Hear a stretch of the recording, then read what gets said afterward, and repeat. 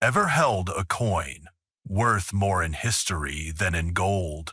The 1969 10 new pence isn't just pocket change, it's a symbol of a nation transforming its entire currency system. What's hiding in your coin jar?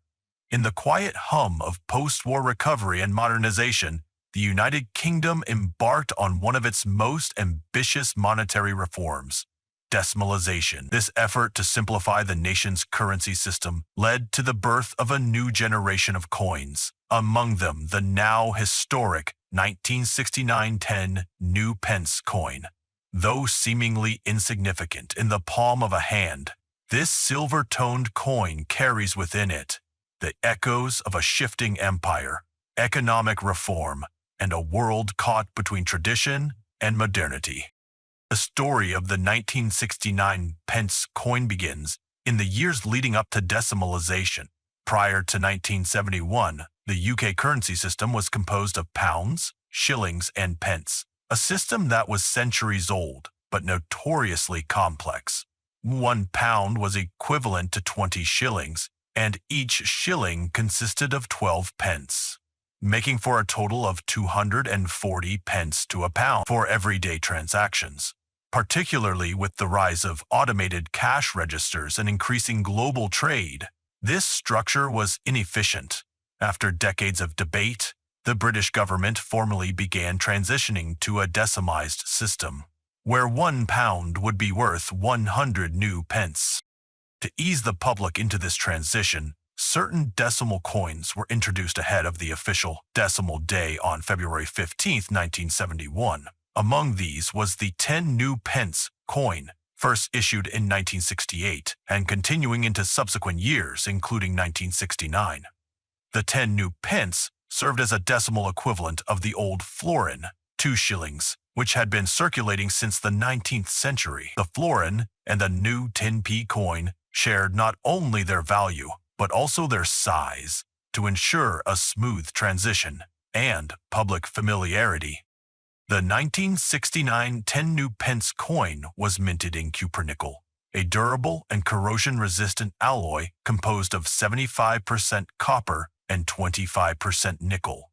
It had a weight of 11.31 grams and a diameter of 28.5 millimeters, making it quite large by today's standards.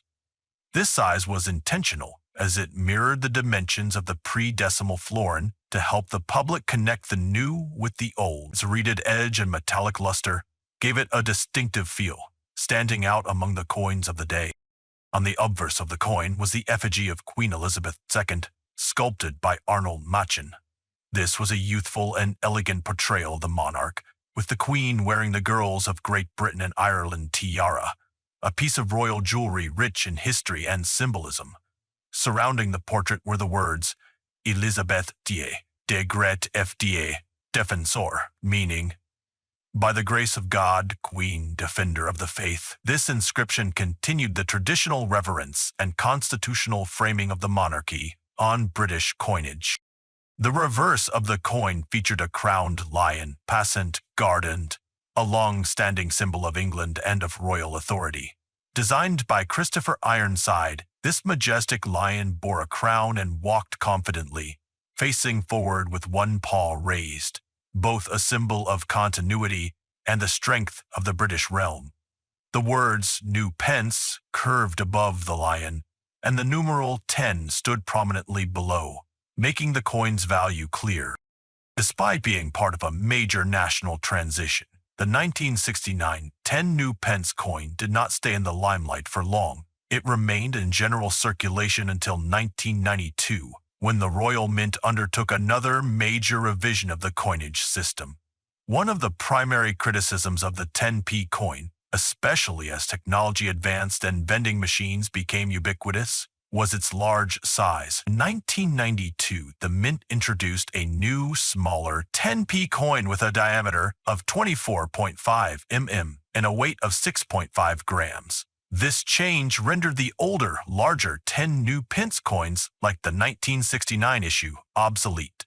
Though they remained legal tender for some time, most were gradually withdrawn from circulation or simply hoarded by collectors. The term suspension in coinage typically refers to either the halting of minting or the demonetization of a coin. In the case of the 1969 10 new pence, while it was not officially demonetized until 1993, its production ceased after the early 1980s. The 1969 version specifically was only minted in standard circulation and not reissued in proof or commemorative sets, making it moderately scarce today, especially in high grades. As far as numismatic value is concerned, the 1969 10 new pence coin is not considered especially rare, but its worth depends heavily on condition and collector demand. In circulated condition, it typically sells for between £0 sterling 50 pence to £2 sterling 0 pence, making it more of a sentimental or historical acquisition than an investment. However, in uncirculated or mint state condition, graded as MS65 or higher, it can fetch higher prices, sometimes reaching £10 sterling, 0 pence or more.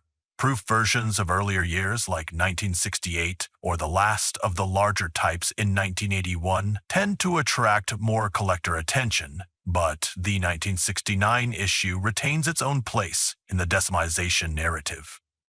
An interesting fact, often overlooked, is that coins like the 1969 10 new pence are now becoming part of what numismatists call the transitional era collections, coins that straddle two monetary systems and thus hold historical weight. They represent more than currency. They symbolize change, adaptation, and the political willingness to modernize national identity. Coins are cultural documents, frozen in metal, and the 1969 10 new pence is a prime example of this function. Today, the coin no longer jingles in pockets or tinkles in charity boxes, yet it occasionally appears in the collections of grandparents or among inherited keepsakes. It sits in coin albums and educational displays, quietly telling its story.